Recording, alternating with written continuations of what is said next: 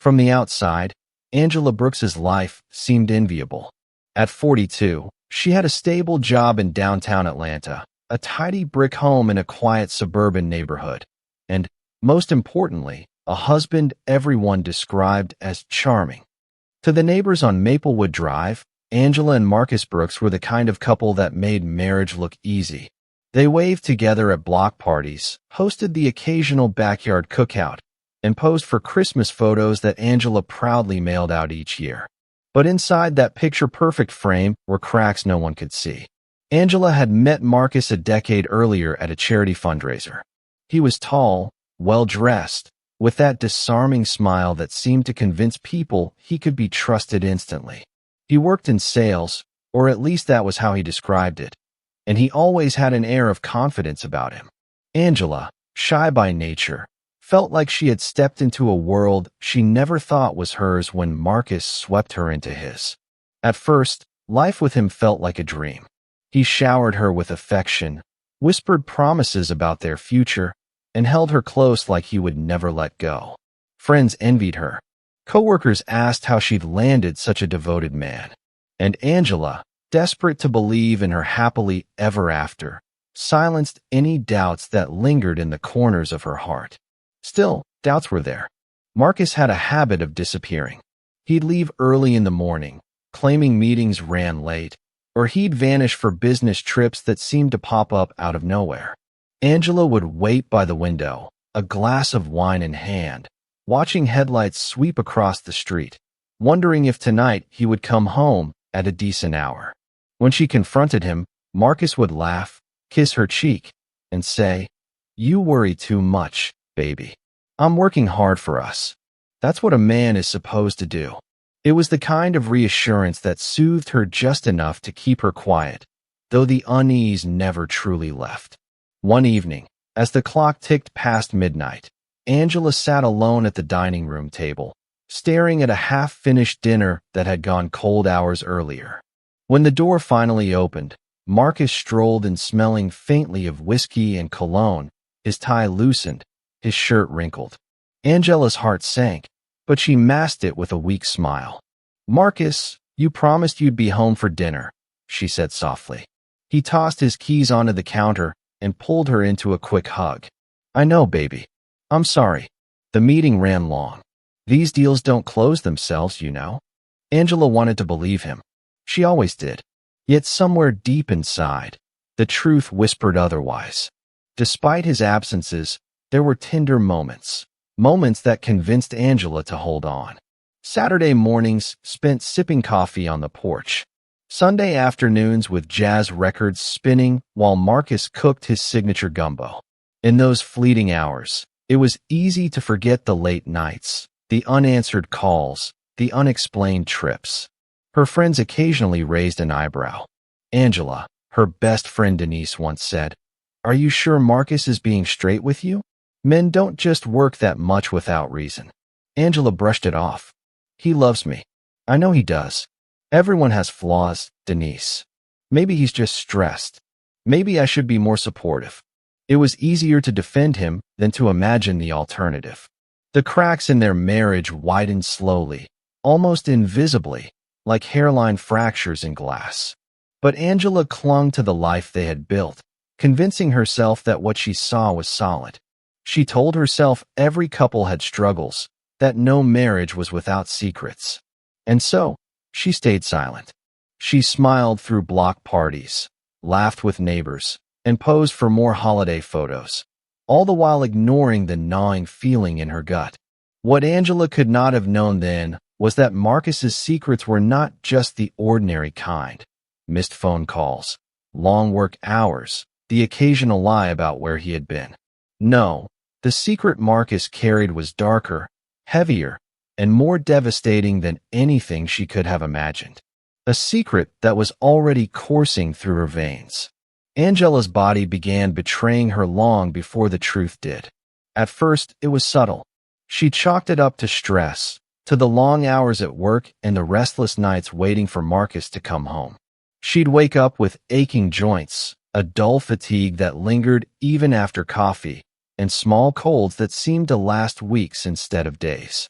By spring, her weight had begun to drop without trying, and people at the office commented on how thin she looked. "Girl, you need to slow down," Denise told her one afternoon over lunch. "You've got dark circles under your eyes, and you're pushing food around like you've got no appetite." Angela smiled weakly. "I'll be fine. Maybe it's just age catching up with me." But in truth, she was scared. One morning, she woke with a fever that wouldn't break. Her skin felt clammy, her head heavy. As she lay in bed, Marcus kissed her forehead on his way out the door. "Take care of yourself, baby. I'll check on you later," he said, rushing off as usual. Angela stared after him, a hollow pit in her stomach whispering that something wasn't right. Finally, she booked an appointment at the clinic. The waiting room smelled faintly of disinfectant and stale coffee. Angela flipped nervously through an old magazine, her leg bouncing uncontrollably. When her name was called, she felt her throat tighten. Inside the exam room, the doctor, Dr. Sandra Kim, a woman in her 50s with kind but serious eyes, listened patiently as Angela described her symptoms. Dr. Kim ran a series of blood tests, assuring her it was probably nothing serious. But a week later, Angela got the call. "Mrs. Brooks, we need you to come back in," Dr. Kim said, her voice calm but firm. Angela's heart dropped. When she returned to the clinic, Dr. Kim sat across from her with a thick file in hand. The air was heavy, the kind of silence that told Angela something terrible was coming. "I'll be direct," the doctor began softly. "Your test came back positive for HIV." The words hit like a freight train. Angela blinked rapidly, her hands trembling. No, that's impossible. I've been married for over 10 years. I've only ever been with my husband." "I understand," Dr. Kim said gently, "but the results are conclusive. You've contracted the virus." Angela's vision blurred with tears. The room seemed to spin. Then this means. "Marcus," Dr. Kim hesitated. "It's very likely it came from your partner. I recommend he get tested immediately." Angela buried her face in her hands. The humiliation, the disbelief, the raw betrayal swirled inside her chest until she could hardly breathe. "This can't be happening," she whispered. He promised me, he promised." For the rest of the appointment, she barely heard Dr. Kim explaining treatment options and support groups. The only words that replayed in her mind were the doctor's.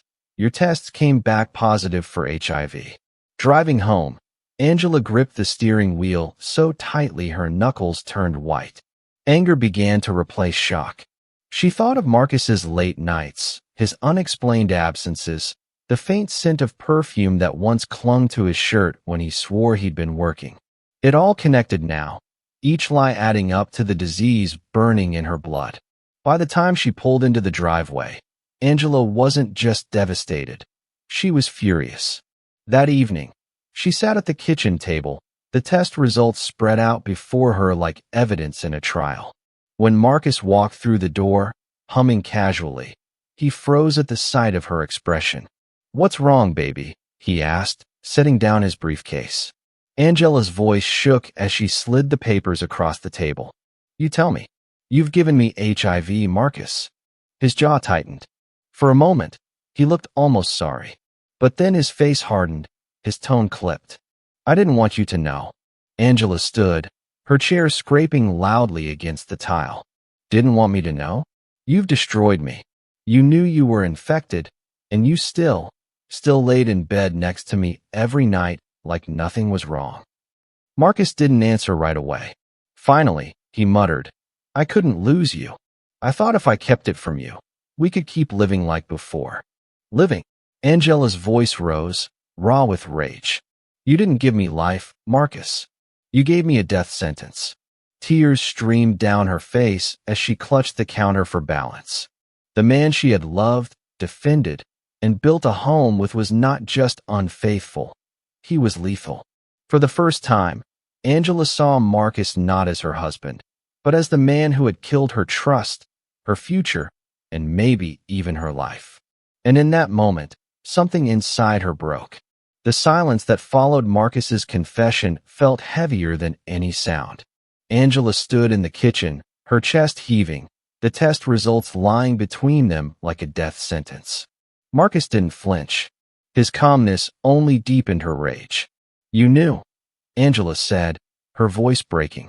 "All those nights, all those lies, you knew you were sick.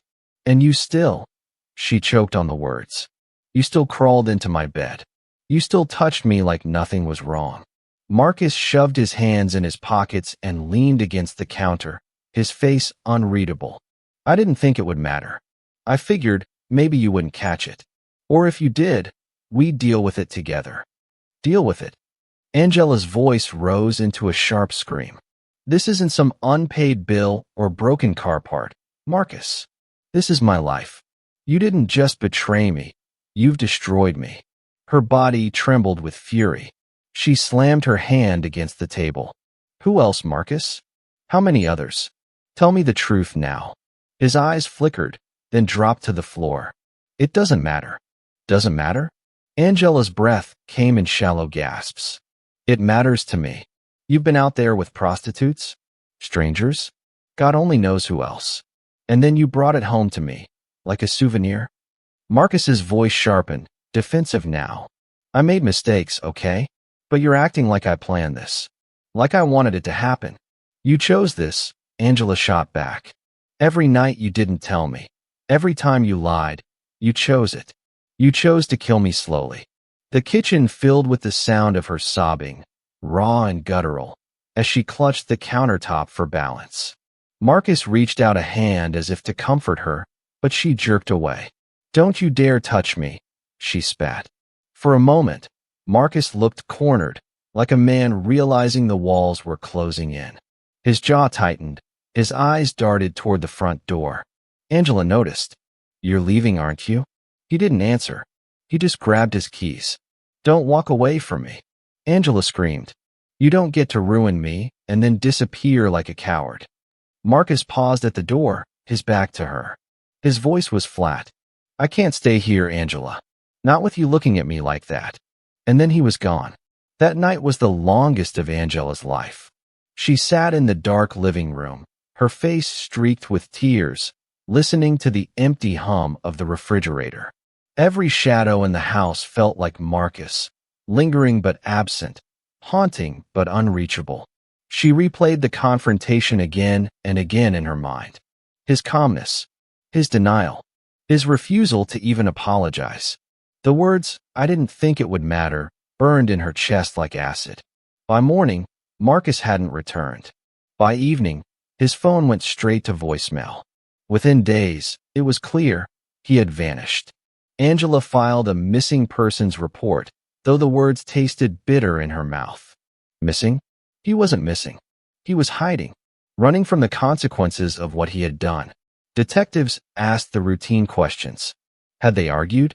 Did she know of anyone he might be with? Angela answered truthfully, though rage simmered beneath her grief. "Yes, we argued. Because he infected me with HIV and lied about it." Does that sound like a man who just steps out for a walk? The officers exchanged glances, but said little. In the days that followed, Angela moved through her life like a ghost. She went to work, but couldn't concentrate. She avoided calls from friends, too ashamed to tell them the truth. Nights were the worst. She lay awake, staring at the ceiling, replaying every moment of her marriage. Every late night, every excuse, every faint trace of cologne and alcohol when Marcus slipped into bed. The pieces all fit now, and the puzzle was ugly. Her best friend Denise came by with groceries one afternoon, trying to coax her into eating. Angela sat at the kitchen table, hollow-eyed. "Angela, you've got to stay strong," Denise urged. "Don't let him do this to you. Don't let him take away who you are." Angela's voice was barely a whisper. "He already has. He killed me long before I even knew it." Denise reached for her hand, squeezing it tight. "Then you fight. You hear me? You fight for your life. Don't let his lies be the end of your story." Angela nodded, but inside, she felt something darker taking root. It wasn't just survival she craved anymore. It was justice. A week into Marcus's disappearance, the police still had no answers.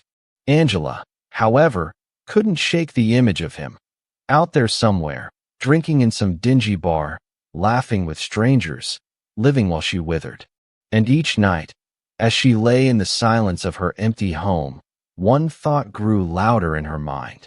If the law couldn't make him pay, she would. The days after Marcus vanished blurred together like a fever dream.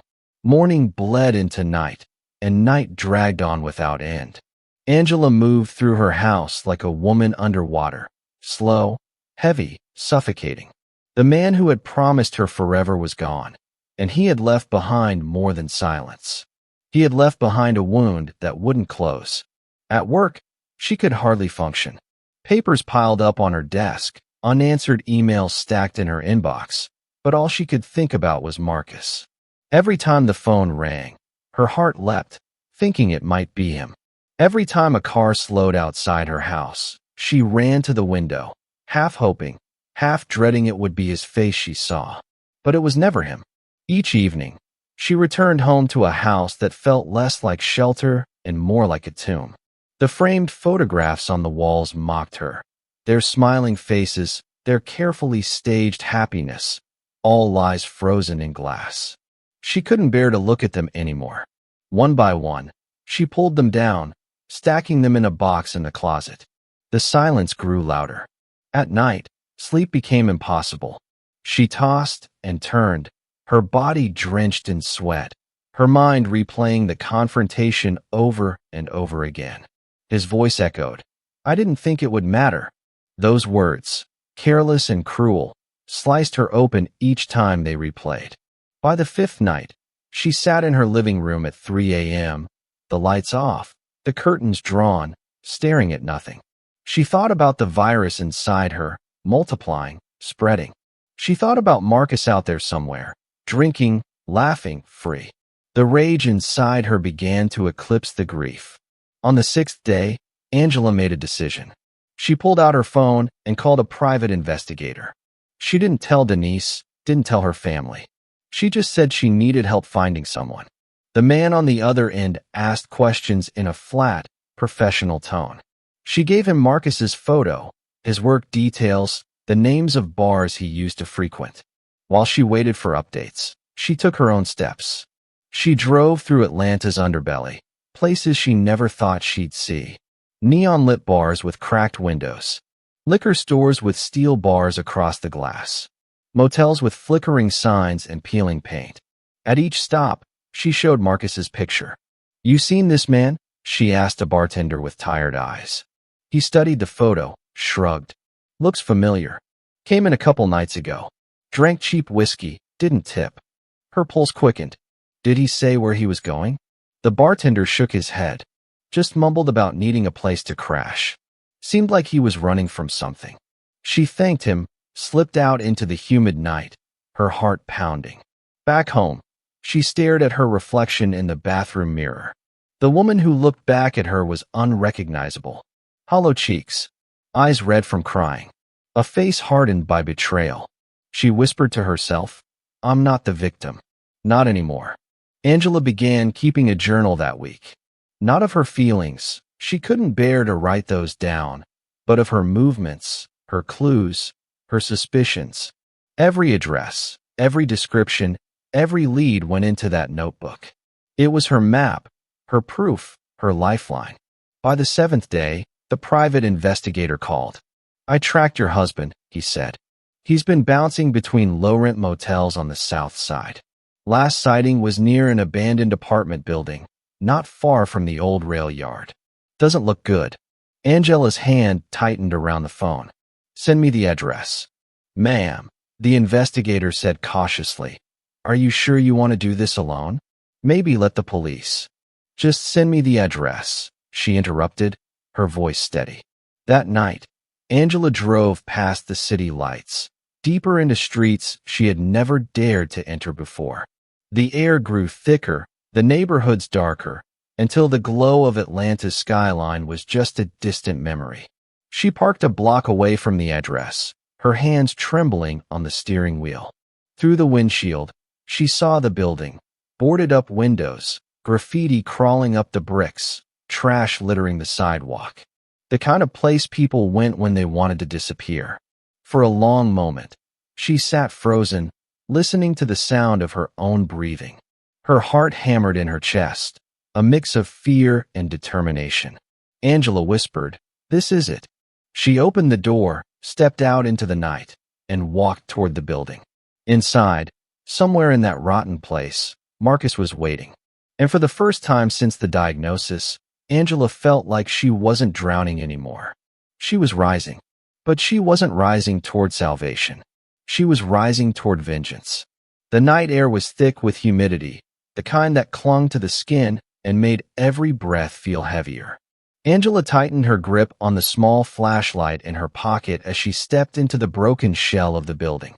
The smell hit her first, a mixture of mildew, urine, and stale beer. It was the smell of lives abandoned, of secrets buried in dust and filth. Her shoes crunched over shards of glass as she moved down the hallway, her heart pounding so loudly she feared it would give her away. Each door she passed was either kicked in or hanging by rusted hinges. Graffiti screamed across the walls in angry colors. Somewhere above her, a pipe dripped steadily, the sound echoing through the hollow space like a ticking clock. Angela whispered to herself, "You're close." She had imagined this moment countless times over the past week. She'd pictured Marcus laughing in a bar, or passed out in a motel, or slipping into someone else's bed. But now, knowing he was just ahead, the fantasy collided with reality. Fear and fury twisted inside her, indistinguishable from one another. At the end of the hallway, a flicker of light caught her eye. One room had a dim bulb burning, powered by a stolen extension cord snaking through the cracked wall. She inched closer, pressing herself against the peeling plaster. Voices carried faintly, slurred laughter, then silence. She peeked around the corner. Marcus was there. He was slumped in a chair, shirt half unbuttoned, a bottle of whiskey dangling from his hand. His once polished appearance was gone. His face looked gaunt, his eyes glassy, his jaw shadowed by days of stubble. He looked less like the man she had married and more like a stranger who had been rotting from the inside out. Angela froze, her breath catching in her throat. This was the man who had once promised to protect her, who had sworn vows before God and their families. And here he was, hiding in a hole like an animal, while she carried the disease he had given her. She stepped into the room. The sound of her foot scraping against the floor snapped Marcus's head up. His eyes widened. For a moment, he looked like a boy caught doing something wrong. "Angela." His voice cracked. "What are you doing here?" She didn't answer. She just stared at him, her eyes burning with rage and grief. Marcus stumbled to his feet, nearly tipping the chair. How did you find me?" Angela's voice was steady, sharper than she expected. "You're not as hard to find as you think. People notice when a man drinks himself into oblivion. People talk." He set the bottle on the floor, his hands raised as though she were holding a weapon. "Listen, baby. I never meant for things to get this far. I just needed time. I needed space." "Space." Angela spat the word like poison. "You infected me, Marcus. You infected me, and then you ran. And now you sit here in this hole, drinking while I'm left to rot." Marcus took a step closer, trying for charm, that same disarming tone he had used on her for years. "Angela, we can fix this. We can go to the doctor together, start the treatments, figure it out. You don't have to do this alone." Her laugh was hollow, jagged. "You had years to be honest with me, years to tell me the truth. And every night, you looked me in the eye and lied." Marcus's mask slipped. His shoulders slumped, and the desperation in his eyes hardened into something colder. "I didn't think you'd ever find out," he admitted flatly. That was the final straw. Angela's vision blurred with tears, but she didn't waver. She stepped closer, her voice trembling but strong. "You thought wrong." The room was suffocating. The single bulb buzzed overhead, casting long, grotesque shadows on the walls. Marcus shifted, suddenly uneasy, as if he sensed what was coming. "You don't have to do anything," he said quickly, his words tumbling over each other. "Just walk away." Forget about me. Live your life. Angela shook her head slowly. My life? You already stole it. The silence stretched, heavy and suffocating. Then Angela whispered the words she had been carrying in her chest all week. You're not walking away this time. The room seemed to shrink around them. The single bulb overhead flickered, humming like an insect trapped in glass. Shadows stretched long across the mold-stained walls, twisting Marcus's figure into something monstrous. Angela's breath came in sharp bursts. She could feel her pulse racing in her throat, each beat pounding like a war drum. Every fiber of her being screamed to turn back, to run from this decayed place. But there was no turning back. Marcus tried to smile, though his lips trembled. Angela, baby, let's just sit, okay? Talk this through like we used to. You don't have to be afraid. Afraid? Angela's voice cracked into a bitter laugh. You think I'm afraid of you? You're a coward hiding in filth while I carry your disease. You don't terrify me, Marcus. You disgust me. His expression hardened, the mask slipping again. I made a mistake. I didn't mean to hurt you. Her eyes flared. You didn't mean to? You knew, Marcus. You knew, and you let me believe in us. You let me dream of a future while you handed me a death sentence. Angela stepped closer. Her shadow swallowed his on the wall. You killed me before I ever stepped into that clinic. And you laughed while you did it. Marcus shook his head, pacing now, his hands twitching. Don't put this all on me. You think you're innocent? You turned a blind eye for years. You ignored the signs. Deep down, you knew I wasn't faithful. You chose to look away. The words cut deep, but instead of guilt, they sparked something else, fury. I trusted you, Angela said, her voice rising. I loved you. That wasn't blindness, it was loyalty. And you took that loyalty and crushed it. Marcus stopped pacing. His eyes glinted with something darker, resentment, maybe even contempt. Then why are you here, Angela? If you hate me so much, why come looking? You could have let me rot in peace. Angela's jaw tightened. Because peace is too good for you. The silence that followed was suffocating. Outside, a siren wailed faintly in the distance, swallowed quickly by the city's night. Inside, the only sound was the steady drip of water from the ceiling and the shallow rhythm of their breathing. Angela reached into her bag and pulled out the object she had been carrying for days, a small kitchen knife. Simple, unremarkable, but deadly. Marcus's eyes widened, his bravado slipping into panic. Angela, no? Put that down. You don't know what you're doing. Oh, I know exactly what I'm doing. Her voice was low, steady. For 7 days, I've thought about this moment.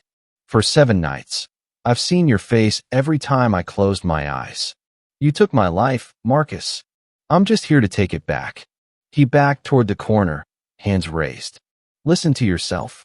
This isn't you. You're not a killer. You're my wife. The word wife snapped something inside her.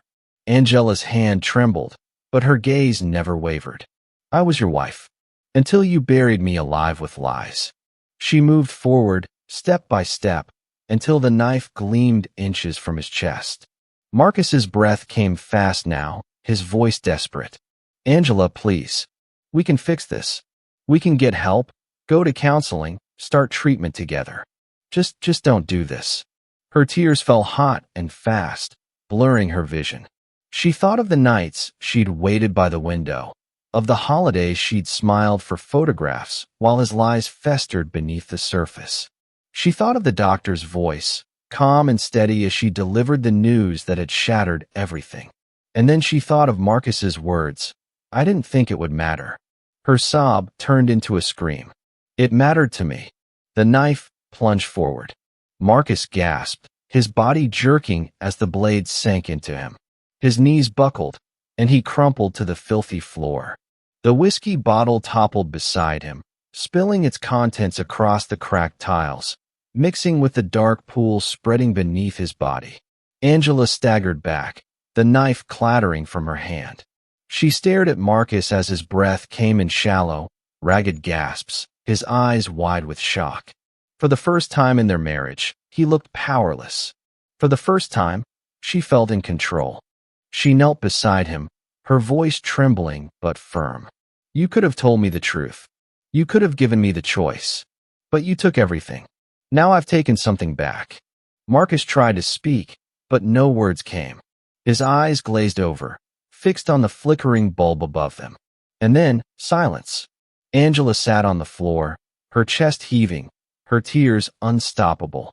The rage that had carried her here dissolved into exhaustion, leaving only hollow grief. She wasn't triumphant. She wasn't relieved. She was broken. The knife lay between them, its blade stained, its handle smeared with the weight of her choice. For a long time, Angela didn't move. She just listened to the dripping pipe, the buzzing light, the quiet of a life ending. When she finally stood, she whispered into the darkness, "It's over." But deep inside, she knew it wasn't.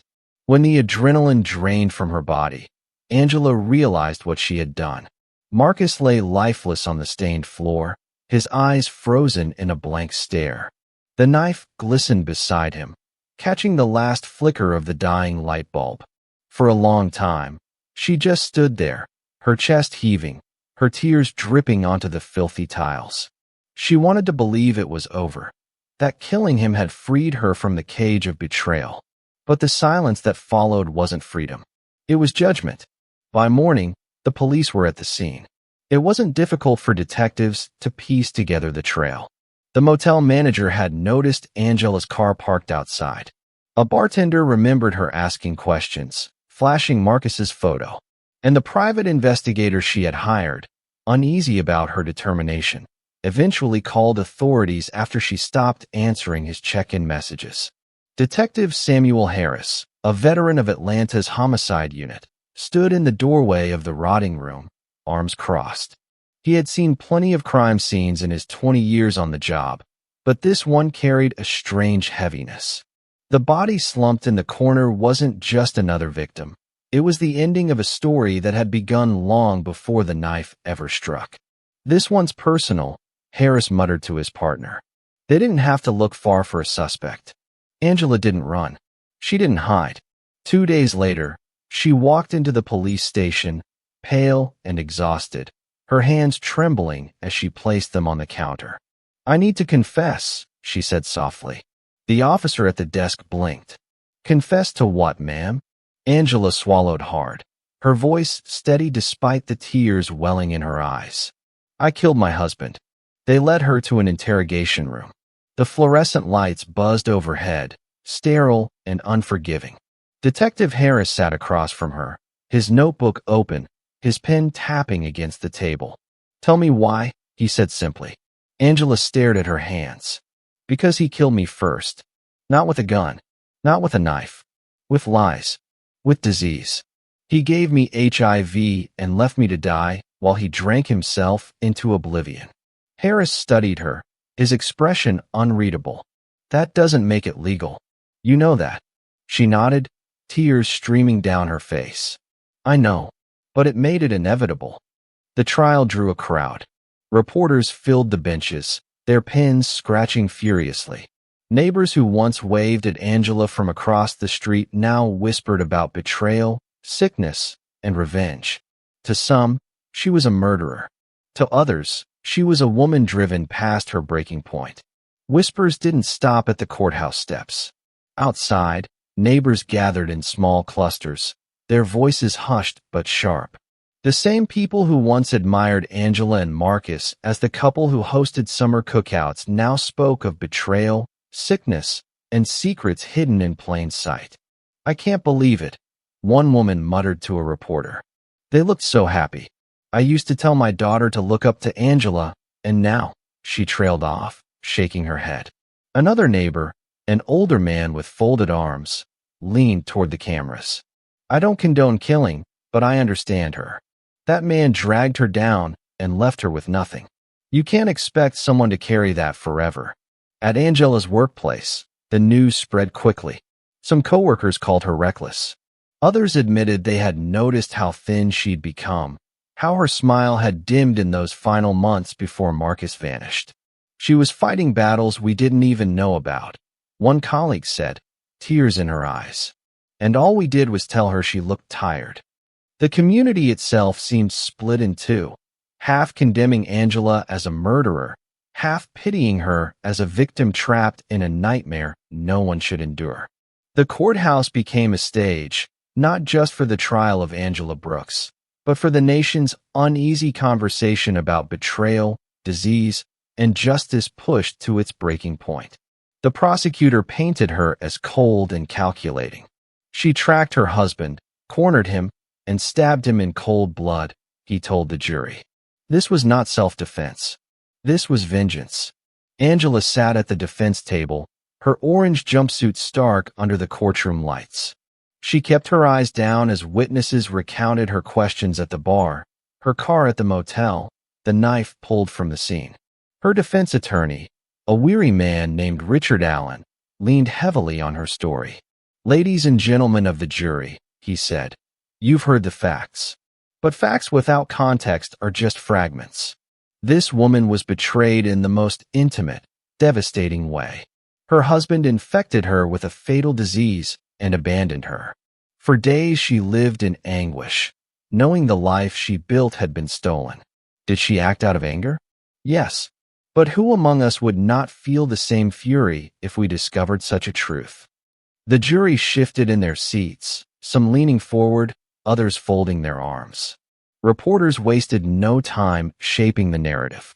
Headlines the next morning screamed across Atlanta newspapers. Wife on trial. Victim or vigilante? Talk shows debated her case. Some legal analysts insisting the law could not bend to sympathy. Others arguing that no jury could ignore the cruelty she had endured. One commentator on local television declared, "If this isn't a textbook case of second-degree murder, I don't know what is. But if this isn't also a cry for mercy, then maybe the law itself needs to be questioned." Even the jury felt the weight of that public debate. Some admitted in whispered conversations during breaks that they had never faced such a moral tangle. One juror confided later, "The evidence was clear, but my heart kept asking, how much pain can a person endure before the law has to account for it?" The prosecutor used the media noise to his advantage, warning the jury not to be swayed. "This courtroom is not a place for headlines or pity. It's a place for justice. Do not confuse vengeance with righteousness," he thundered. But outside, beyond the courthouse walls, the question refused to fade. Was Angela Brooks a criminal, or was she the tragic product of a betrayal too devastating for any human heart to survive? When it came time for Angela to speak, the courtroom fell silent. She rose slowly, her voice shaking but firm. "I loved Marcus," she said. "I believed in him. I built my life around him. And he destroyed it. Every night, he looked me in the eye and lied. He gave me something I can't ever get rid of. He didn't just betray me, he buried me alive. And when I found him, I didn't see my husband anymore. I saw the man who had killed me long before I ever lifted that knife." Her words hung in the air, heavy and raw. Even the prosecutor shifted uncomfortably. But the law was clear. After 3 days of deliberation, the jury returned. Angela sat motionless as the foreman rose. "On the charge of second-degree murder, we find the defendant guilty." A gasp rippled through the courtroom. Angela closed her eyes. For a brief second, she thought she might faint.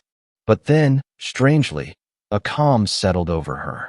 The judge's gavel struck like thunder. "Mrs. Brooks, you are hereby sentenced to 20 years in the state penitentiary." The sound echoed through the room. Angela's fate was sealed.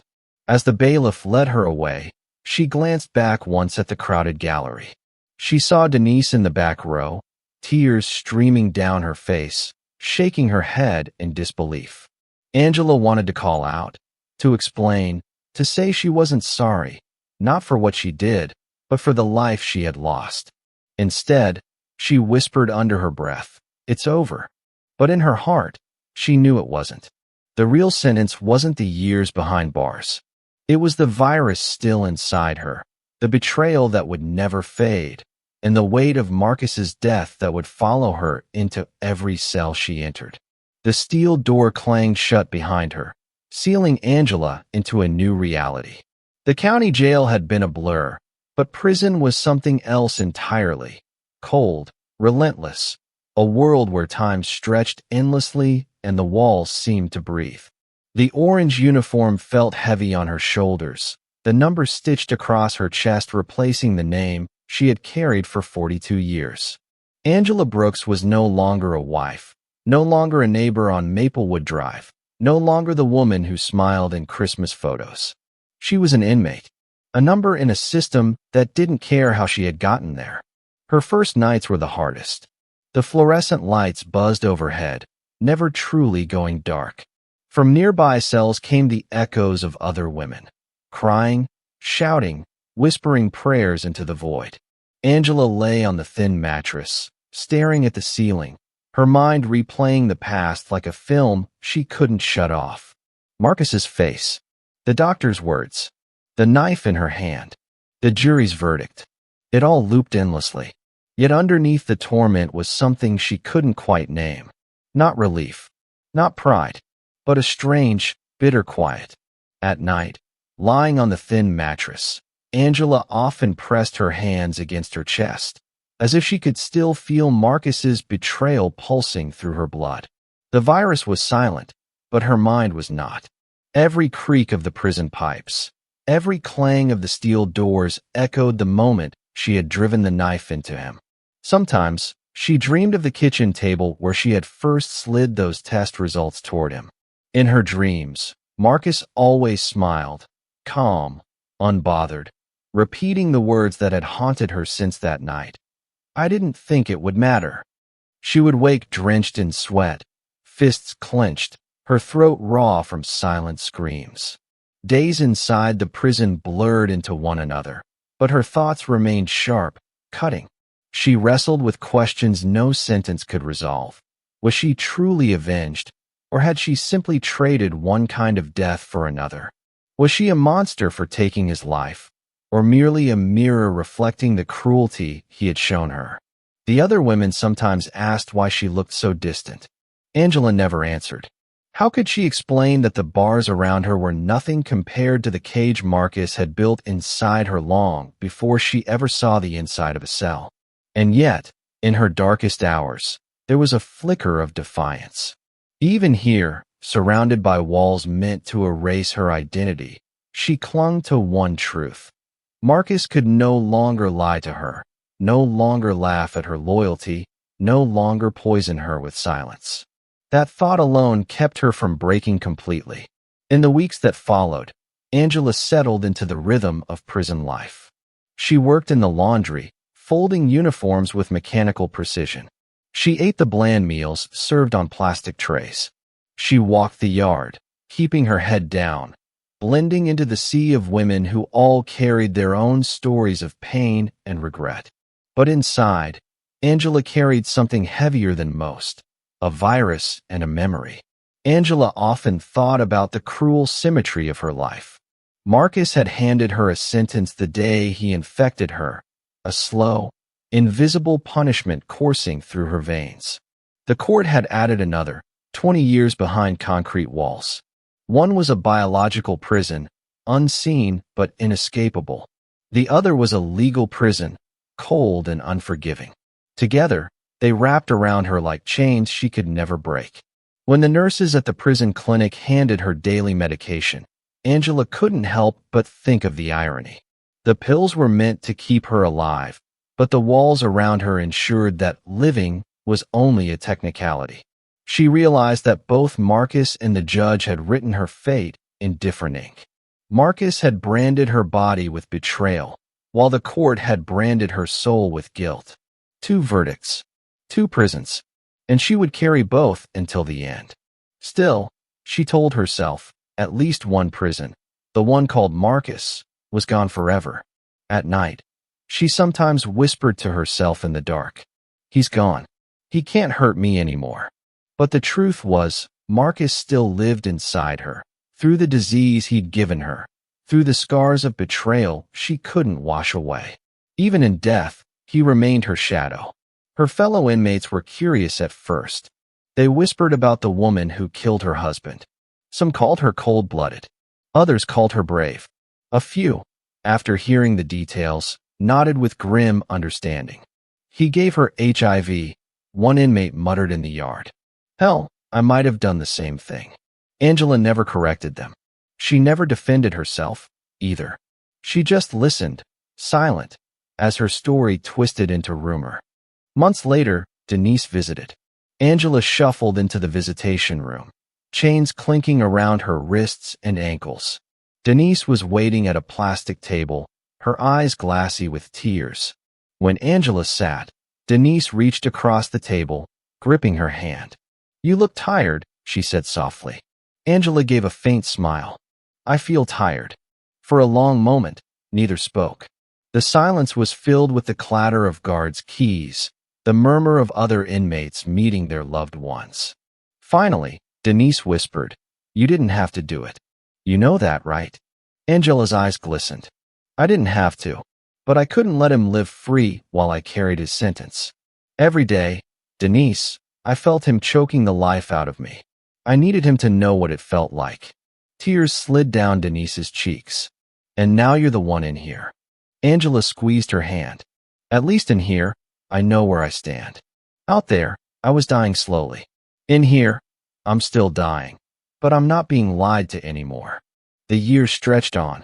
Angela learned to live within the concrete walls. She wrote letters she never sent. She joined a support group for inmates with chronic illness. She even began mentoring younger women, warning them about men who used love as a weapon.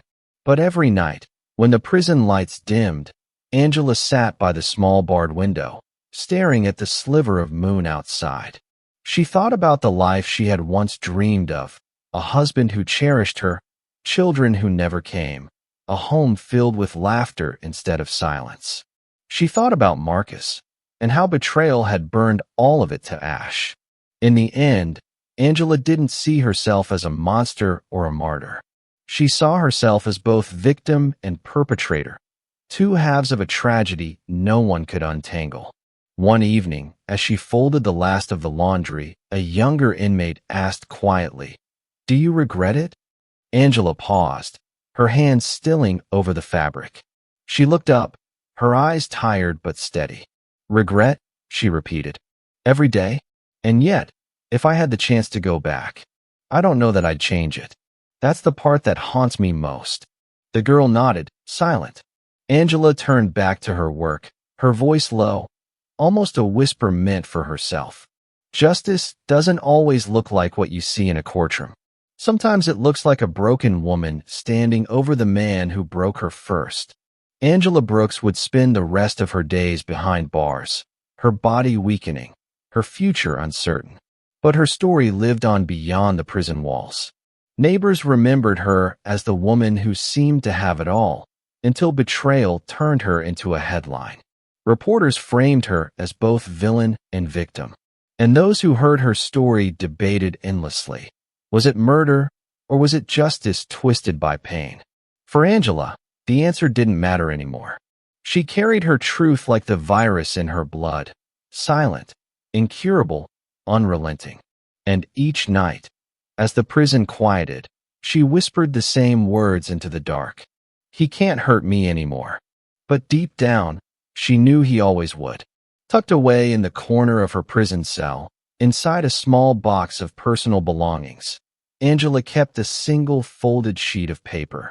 It was a letter she had written dozens of times in her head, but never sent. Addressed to Denise, it began with shaky handwriting.